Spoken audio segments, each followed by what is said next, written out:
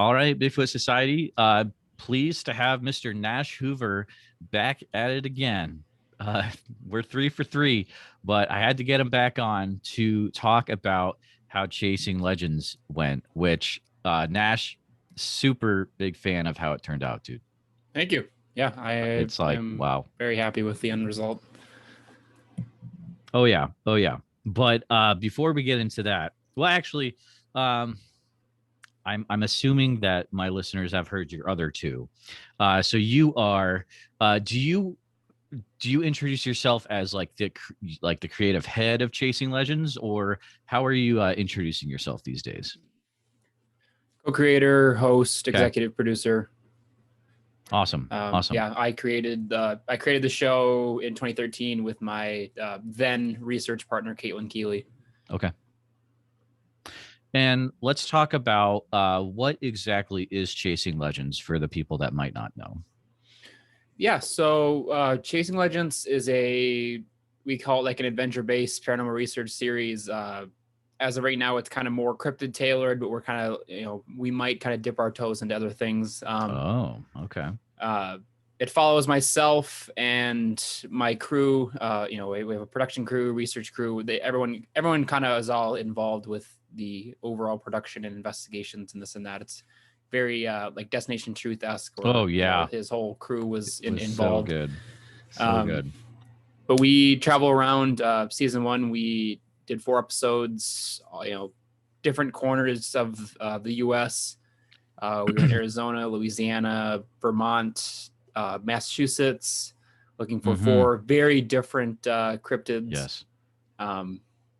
We created the show back in 2013 as kind of a way to document our research and kind of take people along with us and kind of make it educational, informative, and show people what it's actually like to go out and look for these things. And it's not all glamorous and clean and nothing ever goes to plan. And, it rains a lot and it's a lot of fun. And so we looked for Lake Champlain monster, Mokia monster in Arizona, Rougarou in Louisiana, and then Pukwudgies in Massachusetts. And that was our season 1.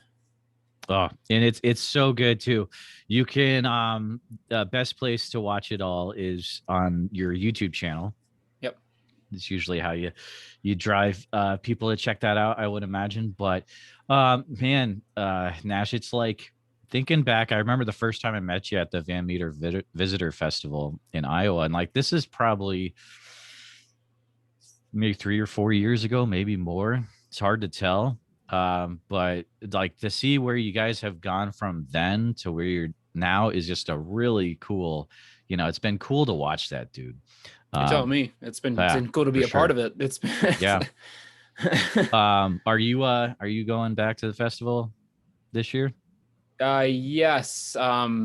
By the looks of it, they're kind of trying to they're bringing back like the same lineup that would have been there last year. Oh, really? Okay. That'll be solid. As far as I know, I don't know. Okay. I haven't heard who else is coming for sure, but yeah, they did reach out to me seeing if I would come back. So I am on the speaker list for this upcoming year. You just broke your Van Meter Visitor NDA. Hardcore, Nash. I think they'll forgive me. I think they'll be all right. Yeah. No, dude, I'm pumped. I hope it actually happens. Do you know Cryptid Comforts? She makes the plushes and stuff. Oh yeah. She's totally gonna be there. Them, yeah.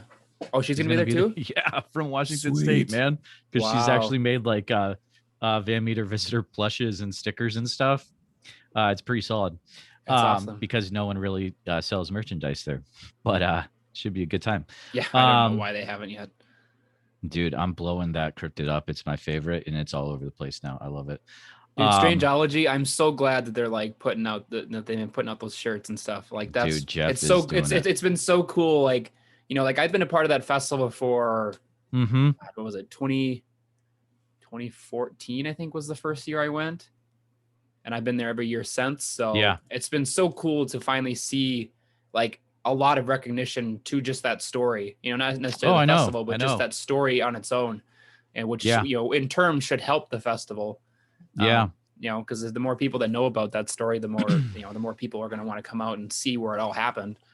in like the last year, it was, um, I guess last year didn't happen. The year before that, I mean, Linda Godfrey was there, Jay Pachochin. Like there Hmm. were some solid people that showed up. Like I wasn't expecting to see there. So who knows what it's going to be like this year? But Well, and um, even their yeah. lineup for what would have been last year. I mean, you had David Weatherly, Ken Gerhard, Oh, like I forgot about Weatherly and Gearhart. big My people, goodness, dude, that's huge. like they're yeah they pulled out the big guns, Yeah, you know, with and what would have been last year. So I'm hoping that they still come, because it'd be sweet to finally meet those guys. oh, that would, yeah. Those are both guys I've tried to talk to, and I haven't been able to set it up yet. That would be cool. Not just another tin foil hat was supposed to be there. Oh yeah. Zelia Edgar, I think is their name. Yeah, it should be a solid year. Is it September I think 25th? I think. it's 25th to 26th, I Yeah, think. yeah, I yeah. But the believe. Friday night beforehand, I guess someone made a documentary about it. They're Yep. going to show the Josh Hurd documentary. and Yeah, the rest. I think the rest of his guys made a that's documentary solid, about dude. it. It's like watching your kid grow up. It's like, look at how far it's Yeah. gone.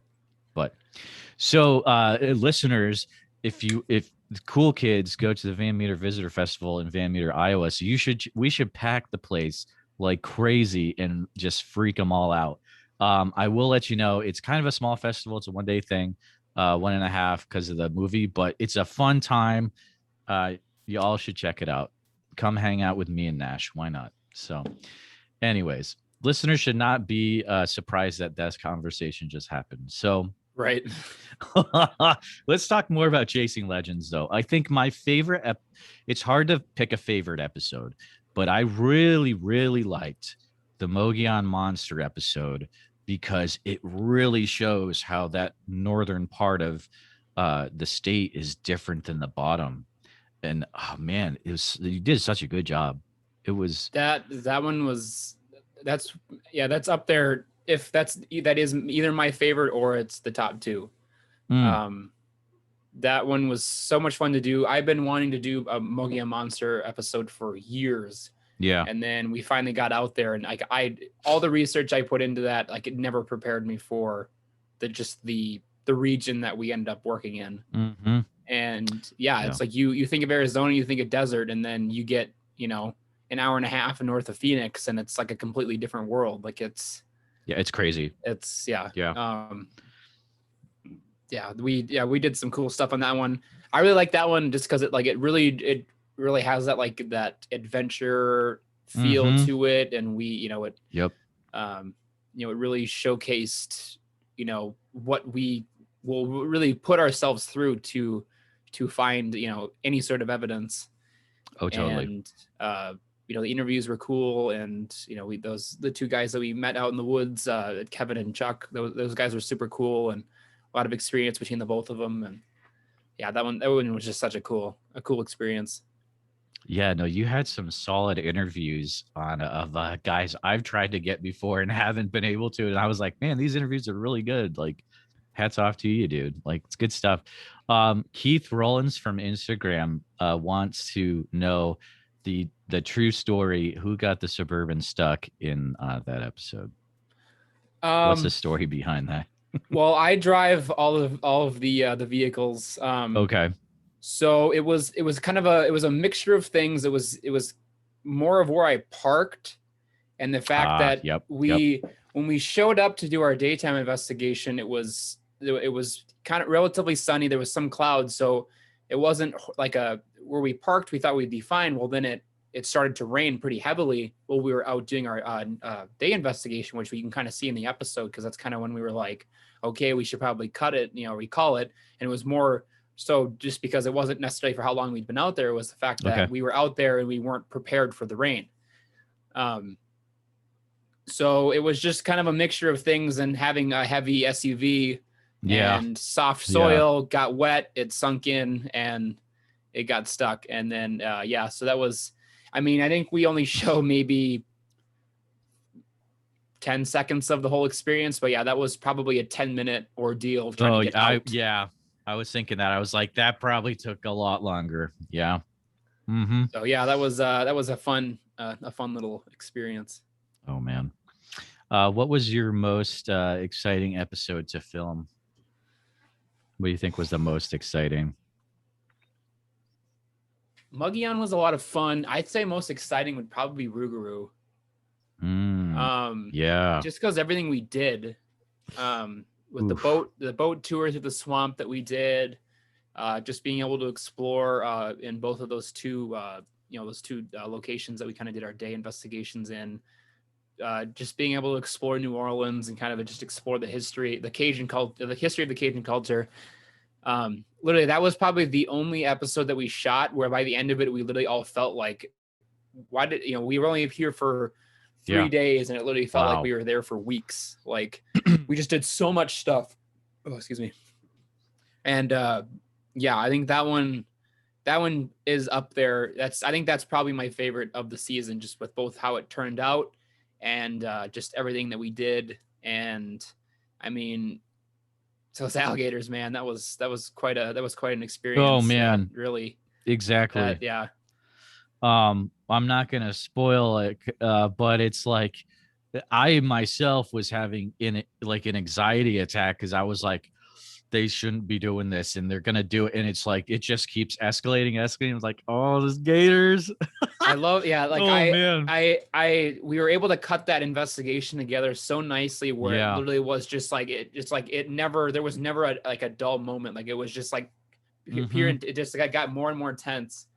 And that was probably the only investigation I've ever done for this show where I actually was like uneasy about it the whole time. And it wasn't necessarily the case that we were investigating. It was just the environment that we were in.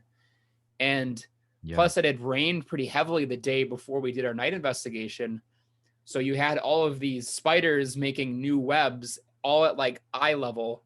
So we like pretty much the whole night we were like dodging spiders the size of our hands, like coming down from the trees and stuff. Oof. Yeah. That's wild, dude. That's wild. Did you ever get freaked out or scared during any of the episodes when you were filming? Other than the alligator incident, that was probably the scariest. Okay. I would say that too. I mean, when we did our champ investigation, we were out there on kayaks. That was pretty crazy, but I wouldn't necessarily say it was scary. It was just kind of dumb, but it was. I mean, Mugion was tense. So we had those, we had some pretty tense moments. It was more so just because like we were in an environment where, we were hearing stuff like in the tree, like we were hearing stuff out there moving around. And like we didn't know what it was going to be, like, because we had seen a wolf earlier that day. We had the whole herd of elk that we came across. We were told that there's bear in the area, so it was like, what are we going to come across? And it was that one was pretty unnerving, especially for how far out there we were and far away from any sort of help. And that's a great part, because it's like you've got Eli and Alex kind of doing their thing, but then you guys off there, and each team is kind of having a little different experience. It's very interesting to watch it. It made me appreciate Eli Watson a lot more. He's a cool dude. I need to definitely get to talk to him more, I think. But he's gonna do some cool stuff in the future, dude. Yeah, he is quite the character.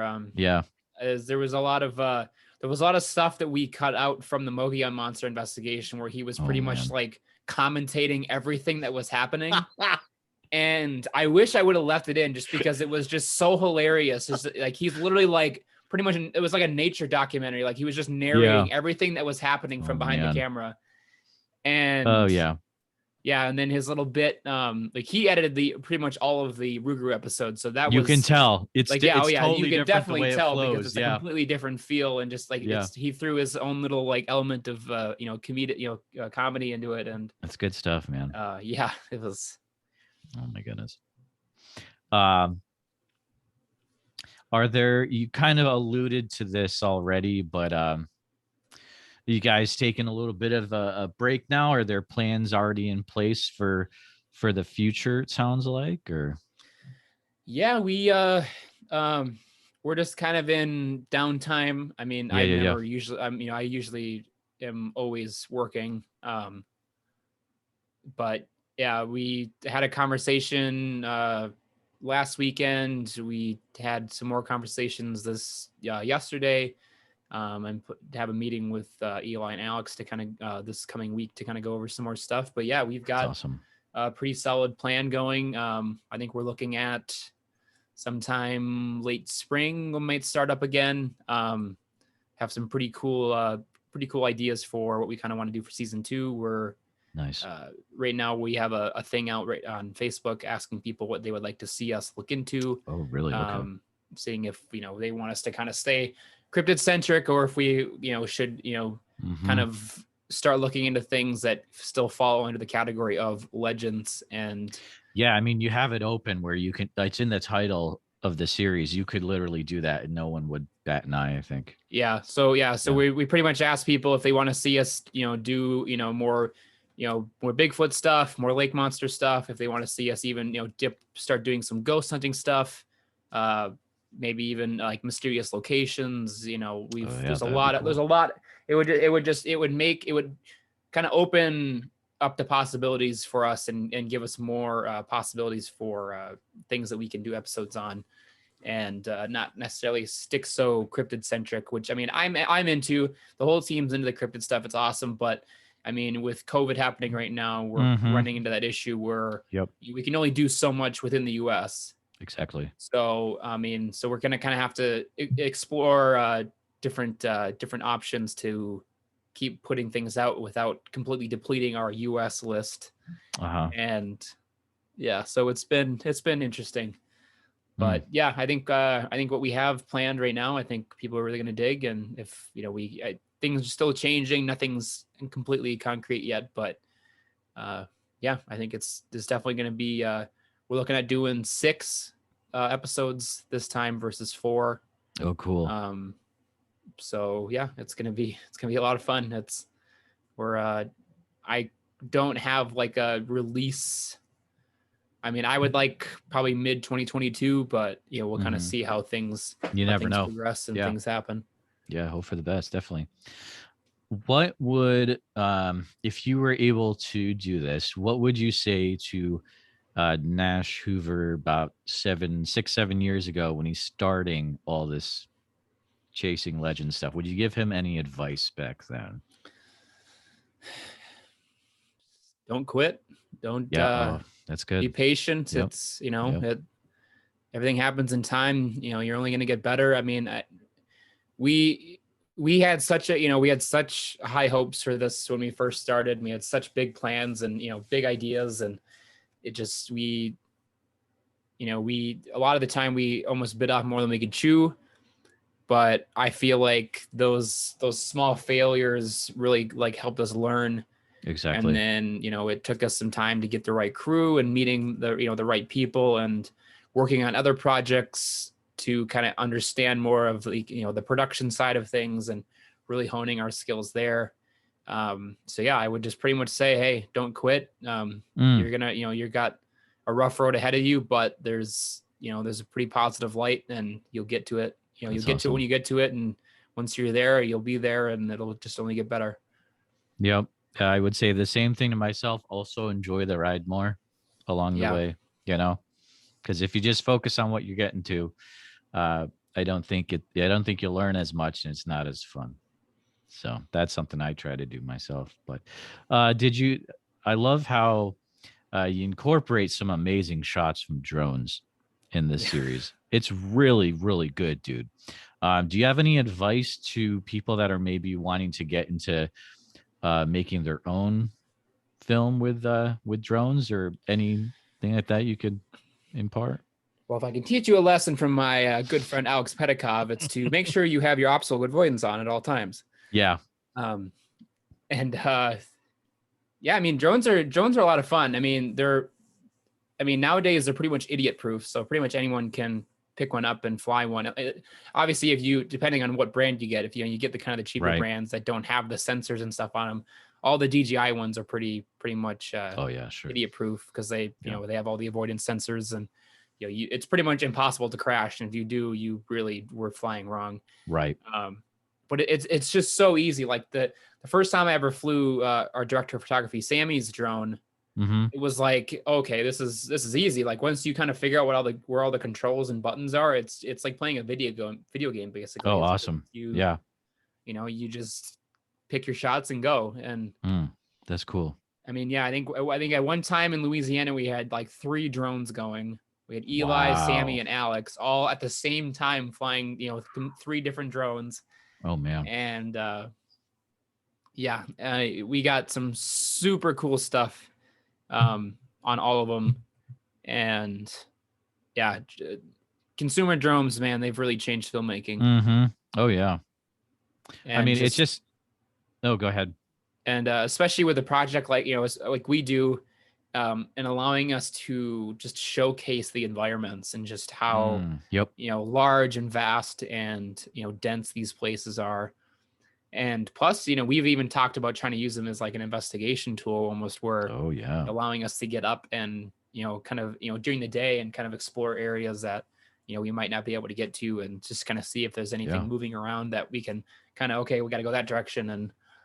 And I think they even have ones now where you can, like I think DJI has like their enterprise line that come with like FLIR thermal cameras built into them.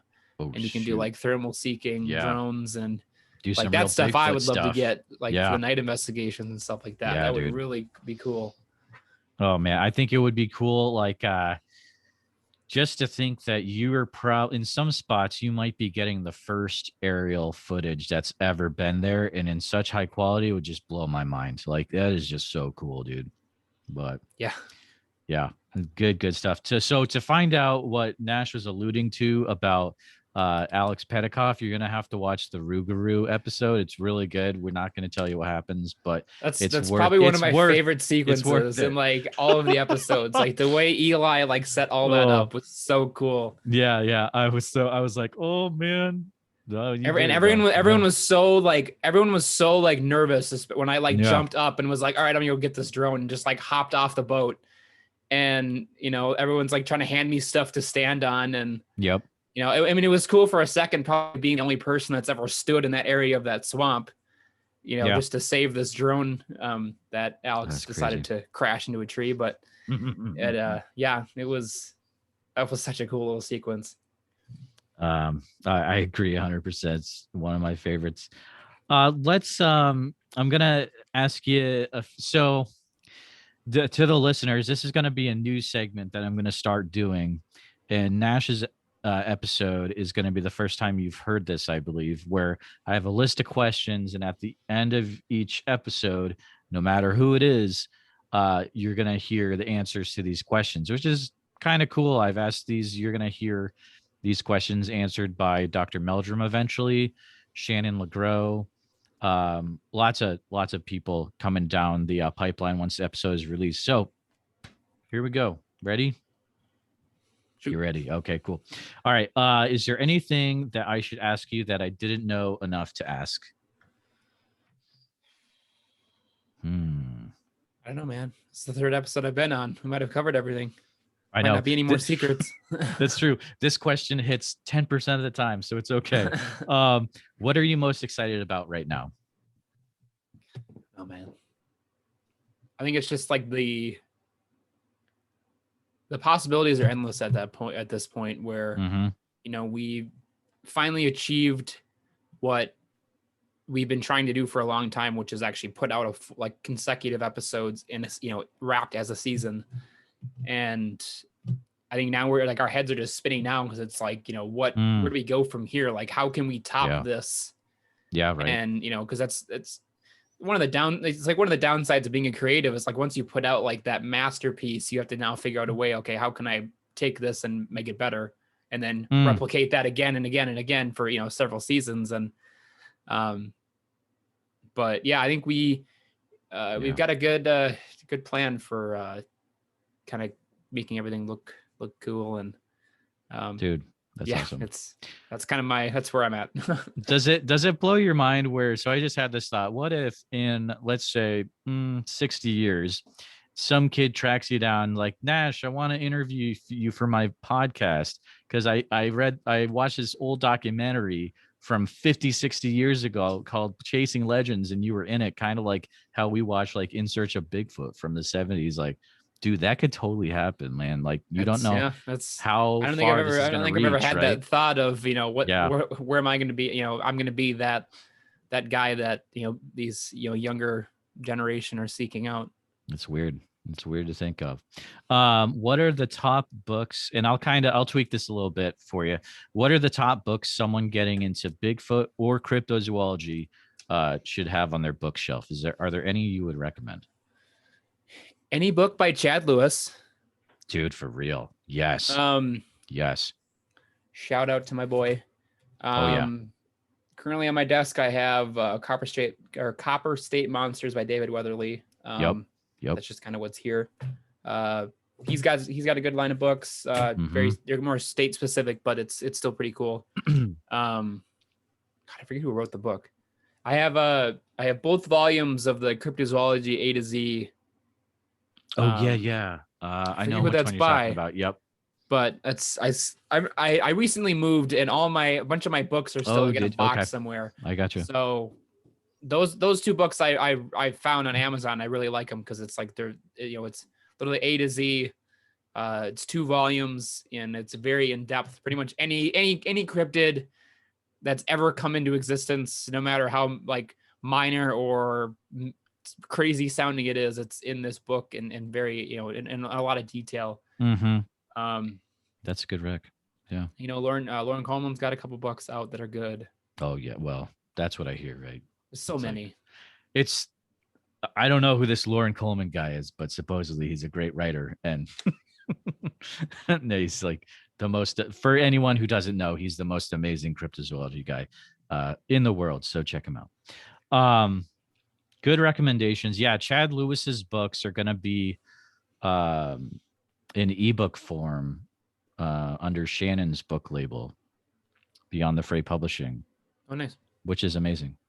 What are so the next question is kind of like this, the finale here. So in your opinion, what is Bigfoot? Oh God. It gets worse, Nash. Don't worry. I guess I'm on the side of it as a undiscovered species of hominid. Yeah. Okay. Okay. I'm definitely on like the physical end of it, where it's an actual creature and nothing metaphysical that bends light and can disappear at will, and any of that kind of weird stuff that I've been approached on recently a lot more heavily than I probably ever have been before. Gotcha.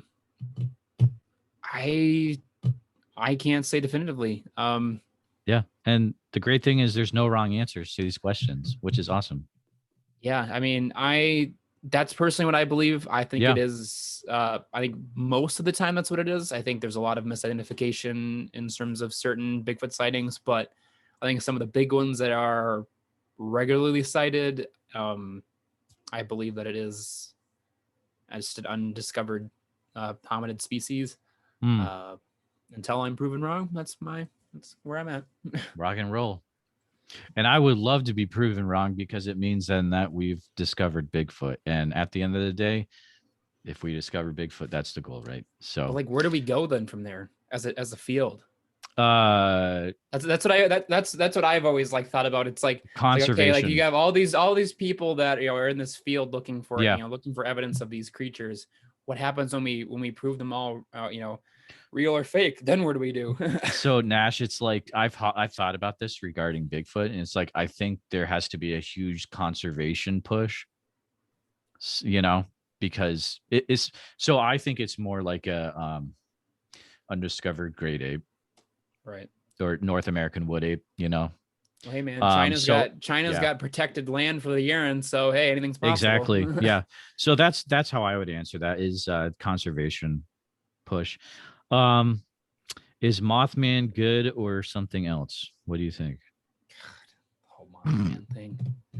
I'm like so 50-50 on Mothman. Like, okay. Mothman was one of those ones where it was like, by the time that I kind of like had established myself a bit in the field and was kind of looking into kind of some of the weirder stuff, it had been done so many times where it's like, I'm not even going to touch it, because it's, pretty much anyone that's anyone and anyone that's not anyone has looked into this story. Right. And pretty much everybody knows it, because it's, anybody that doesn't know anything about cryptozoology at least knows about Bigfoot, Mothman, or Loch Ness. Exactly. And, so it's just one of the, like, the 3 poster children for the field. Mm-hmm. I don't know. It's definitely weird. The whole Mothman phenomena is definitely strange. Is it this harbinger of death, bringer of evil thing? I don't know. I think it's just kind of, right place, right place, wrong time. But that'd be funny if that's all it was. Like, I just like, I don't know. It's, and yeah, just I know there's a lot of people that it's just kind of one of those things where it's now anytime anybody sees something like large and winged that they can't identify, it's got to be some sort of Mothman creature. And but yeah, I don't know. I'm kind of more on the probably it's a good folklore story, but definitely, it's a great story. Yeah, who knows? Are we concerned enough about Dogman, or what are your thoughts on the Dogman stories? Because it's horrifying, Nash. It is. I love how much the Dogman stuff seems to be like coming in now. It's like all of a sudden everyone's just like realizing that there's these stories out there, and everyone's like, "Oh, I've seen one too." And it's like, did you really though? And like I get asked about Bray Road all the time, and it's like, have you ever been to Bray Road? And they're like, no. And I'm like, then you don't know. I've been to Bray Road 3 times. Like it's literally a rural road in the middle of nowhere with tiny little patches of trees around it. Like there's nothing out there. Like the Bray Road encounter was one sighting of a broader phenomena that happened of Dogman sightings in greater Wisconsin. But yet for some reason Bray Road is like, oh God, got to get to Bray Road. You got to look for the Dogman. It's like, you're not going to find anything. The Mecca. Yeah. Like there's other areas in Wisconsin that have larger Dogman reports that actually fit the bill for a location that could hide something that don't get talked about. And I mean, I've casted a canine footprint the size of my freaking hand in Wisconsin. No way. And that's awesome, in an area that is very densely forested and, not a lot of people around. It's not on some rural road where, and I was actually told a story one of the times I was in Elkhorn on what they believe the story actually came from. Okay. The Bray Road story. And it was actually according to this guy, it was the town drunk was out on Bray Road, and he had like this big fur coat on that he always wore and got hit by a car. And that's where the Bray Road story came from. Oh boy. Yikes. Who knows? Right? Yeah. Wisconsin has some crazy stuff in it, dude. Dude, Wisconsin's whack. For real, dude. That's for real. What do you think the possibility of living dinosaurs are, Nash? I think it's possible. I don't think it's as popular as I don't think it's as possible as a lot of people want it to be. Yeah. There's definitely some areas of this world that are very untouched that could possibly have something still living. I don't know. I mean, everyone has this idea that it's just some like Jurassic Park looking creature, when in reality, if it is a living dinosaur, it's going to look like a giant bird. And that's just kind of what we have learned. Really good point. Yeah. Yep. It's like, that's what I always laugh. And I know there's other people that I've talked to that also kind of don't like the living dinosaur phenomena, because it's like all the descriptions are of like a large reptile looking thing, when then like that's not a dinosaur. Like we know now that's not what dinosaurs looked like. They were most likely, almost entirely covered in feathers and looked like, large birds. So I don't know. It's like the Makalama-Membe, possibly. Congo's very untouched. It's very unexplored. Congo's weird. Yep. I mean, yeah, there's a lot of people that, want to go into Congo, but don't also want to die. So that's true. It's one of those things, it could be hiding all kinds of stuff. The central Australia could have something. I know you got the Behringer. Crazy. Yeah. And I know there's stuff out of South America, and it's Papua New Guinea. Totally. Yeah. I mean no question. It's you got to kind of focus on these areas that are are very undiscovered. Mm-hmm. And, could it be something that just hasn't been discovered? That's just, we kind of hear the stories of it and we just attribute it to a dinosaur when it's actually something else. I mean, Yep. No one really knows until we get into these places. And, it just sucks that, that some of these places are so Hard unexplored still, yeah, and hard to get to. Yeah. It's really say what it is. It's just, I mean, you got, Sumatra is relatively unexplored.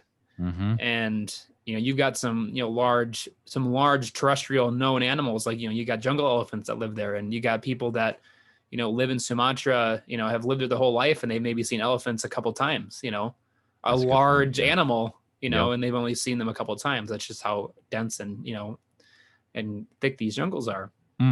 So, yeah, I mean, I've said before, like, I'll believe anything as long as there's like evidence to it and it can kind of make sense for it to be there. Because we don't really know until we find it and, definitively prove it definitively or undefinitively, and it's dinosaurs, I hope, but it'd be cool, but yeah, who knows? I mean, with all the stuff, who knows what we're going to find in Siberia that's going to unthaw in the next few years, and they'll bring back something, but who knows? Last question. What do you consider the top evidence for Bigfoot? Do you have a favorite one? E&G film. Yeah, dude. Me too. But it seems like it's a straightforward question, but it's very surprising how people interpret this one. Sometimes they take it as, my own personal evidence, and then that launches into something too. But I agree with you. Hey man, those twig snaps I recorded on the Mogollon Rim, those gotta be Bigfoot. Yeah, dude. Yeah, PNG all the way. That, I mean, I've got the PNG replica cast back there. Yeah, totally, dude. Nice. And it's that. I mean, that was the set of footage that was like that got me, 20 years ago, and was like, okay, I gotta look into this stuff some more. Oh, totally. It's like, it doesn't make sense. And I love now seeing people that are taking it and they're like stabilizing it, and they're, it's wild, re-enhancing it and this and that, and it's like super clear, and like see the muscle ripples and stuff. It's crazy, man. Yeah. I mean, I think what is that? Is that's still one of the most like picked apart like video footage. I want to say you're right. That in JFK, I think I read it's like those two. It's crazy, man.